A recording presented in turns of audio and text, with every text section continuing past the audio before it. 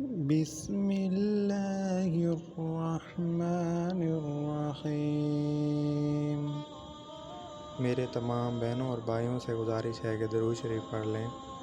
اللہم صلی علی سیدنا محمد وعلی آل سیدنا محمد وبارک وسلم وصلوا علیہ۔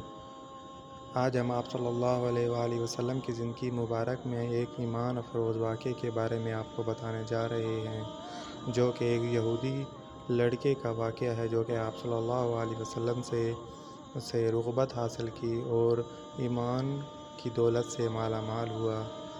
تو ملاحظہ فرمائیے۔ ایک یہودی نے اپنے بیٹے کو کہا، جاؤ سودا لے آؤ، تو وہ گیا۔ لڑکے راستے سے گزر رہا تھا کہ اس کی نظر حضور صلی اللہ علیہ وآلہ وسلم پر پڑی، اور رسول صلی اللہ علیہ وآلہ وسلم کی نظر بھی اس لڑکے پر پڑی۔ وہ وہیں بیٹھ گیا اور وہیں بیٹھا رہ گیا اور دیر ہو گئی۔ وہ یہودی کبھی اندر جاتا کبھی باہر آتا کہ لڑکا کہاں رہ گیا ہے، آیا نہیں۔ ابھی تک سورج غروب ہو گیا اور مغرب کی نماز ہو گئی۔ شام کو گھر گیا، باپ نے پوچھا، ارے نادان اتنی تاخیر کی؟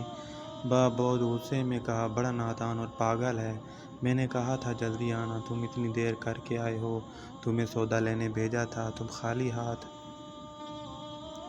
واپس آ گئے ہو، سودا کہاں ہے؟ سودا کہاں ہے؟ بیٹا بولا، سودا تو میں خرید چکا ہوں۔ باپ، کیا پاگل آدمی ہو تم، میں تجھ سے سودا لینے بھیجا تھا، سودا تمہارے پاس نہیں ہے اور کہتا ہے کہ خرید چکا ہوں۔ بیٹا کہتا ہے، بابا یقین کریں، سودا خرید آیا ہوں۔ باپ بولا، تو دکھا کہاں ہے؟ بیٹے نے کہا، کاش تیرے پاس وہ آنکھ ہوتی تو تجھے دکھاتا میرا سودا کیا ہے۔ میرے بابا، میں تمہیں کیا بتاؤں میں کیا سودا خرید لایا ہوں۔ باپ نے بولا، چل چھوڑ، رہنے دو۔ وہ لڑکا ہر روز نبی رحمت صلی اللہ علیہ وآلہ وسلم کے پاک کی خدمت میں بیٹھنے لگا۔ وہ یہودی کا اکلوتا بیٹا تھا، بہت پیارا تھا، اس لیے کچھ نہ کہا۔ کچھ دنوں بعد لڑکا بیمار ہو گیا، کافی دن بیمار رہا، اتنا بیمار ہوا کہ کمزوری اتنی ہو گئی، کروٹ لینا مشکل ہو چکی تھی اور پھر قریب المرگ ہو گیا۔ یہودی بہت پریشان تھا، پھر بھاگ گیا رسول اکرم صلی اللہ علیہ وآلہ وسلم کی بارگاہ میں اور بولا، آپ کے پاس آیا ہوں، آپ تو جانتے ہی ہیں میں یہودی ہوں، مجھے آپ سے کوئی اتفاق نہیں، مگر میرا لڑکا آپ کو دل دے گیا ہے اور قریب المرگ ہے، آپ کو رات دن یاد کر رہا ہے، کیا ممکن ہے آپ میرے اس دشمن کے گھر آ کر اپنے معشوق عاشق کو ایک نظر دیکھنا پسند کریں گے؟ کیا یہ آرزو پوری ہو جائے گی کہ وہ مرنے سے پہلے آپ صلی اللہ علیہ وآلہ وسلم کا دیدار کر لے؟ وہ کسی اور چیز کی آرزو نہیں کر رہا۔ آپ نے یہ نہیں فرمایا میں جاؤں گا یا نہیں جاؤں گا، آپ نے فرمایا ابو بکر اٹھو، عمر اٹھو، علی اٹھو، چلیں، عثمان اور باقی بھی جو سب چلے گیا کہ چلیں آپ کے عاشق کا دیدار ہم بھی کریں، اپنا دیدار اسے دیں۔ آخری لمحہ ہے، آنکھیں بند کرنے سے پہلے ہم سب کچھ دینا چاہتے ہیں، چلو چلتے ہیں۔ یہودی کے گھر پہنچے تو لڑکے کی آنکھیں بند تھیں۔ حضور صلی اللہ علیہ وسلم کا سراپا کرم ہی کرم ہے۔ لڑکے کی پیشانی پر آپ نے اپنا دست اقدس رکھا، لڑکے کی آنکھیں کھل گئی، جیسے زندگی لوٹ آئی ہو، جسم میں طاقت آ گئی، ناتوانی میں جوانی آ گئی، آنکھیں کھلی، رخ مصطفیٰ صلی اللہ علیہ وآلہ وسلم پر نظر پڑی، ہلکی سی چہرے پر مسکراہٹ آئی، لب کھل گئے، مسکراہٹ پھیل گئی۔ حضور نے فرمایا، بس اب کلمہ پڑھ لو۔ لڑکا اپنے باپ کا منہ تکنے لگا۔ وہ یہودی بولا، میرا منہ کیا تکتا ہے، ابو القاسم محمد ابن عبداللہ صلی اللہ علیہ وآلہ وسلم جو کہتے ہیں کر لو۔ لڑکا بولا، یا رسول اللہ، میرے پاس تو کچھ نہیں ہے۔ آپ نے فرمایا، بس تم کلمہ پڑھو، میں جانوں اور جنت جانے، تم میرے ہو جاؤ، جنت بھی میری ہے، جنت میں لے جانا میرا کام ہے۔ لڑکے نے کلمہ پڑھا، جب اس کے منہ سے نکلا رسول اللہ، روح باہر گئی، کلمے کا نور اندر چلا گیا، آنکھیں بند ہو گئی، لب خاموش ہو رہے۔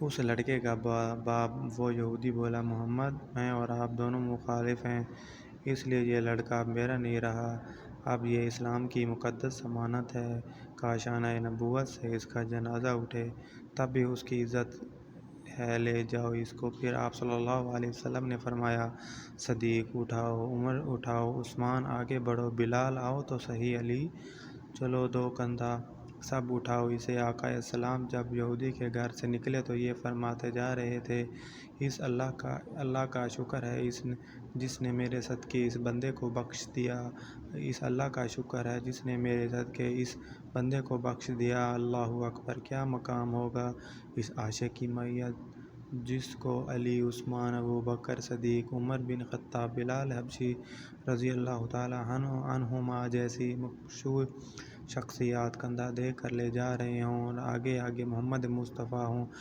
قبر تیار ہوئی، کفن پہنایا گیا، حضور قبر کے اندر تشریف لے گئے، قبر میں کھڑے ہوئے اور کافی دیر کھڑے رہے، پھر اپنے ہاتھوں سے اس عاشق کی میت کو اندر اتارا۔ آپ قبر کے اندر پنجوں کے بل چل رہے تھے، مکمل پاؤں مبارک نہیں رکھ رہے تھے۔ کافی دیر کے بعد آپ قبر سے باہر آئے تو چہرے پر تھوڑی سی زردی چھائی ہوئی تھی، تھکن محسوس ہوئی۔ اللہ غنی، صحابہ کرام پوچھتے ہیں، رسول صلی اللہ علیہ وسلم کیا ماجرا ہے؟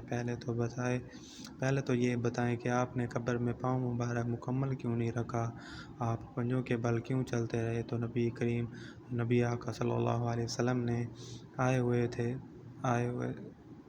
فرمایا، قبر کے اندر فرشتے آئے ہوئے تھے، اس لیے مجھے جہاں جگہ ملتی تھی میں پنجہ رکھ کے رکھتا تھا، پاؤں رکھنے کی جگہ نہیں تھی، میں نہیں چاہتا تھا کہ کسی فرشتے کے پاؤں پر میرا پاؤں آ جائے۔ پھر صحابہ نے پوچھا، آپ قبر کے اندر کیوں گئے؟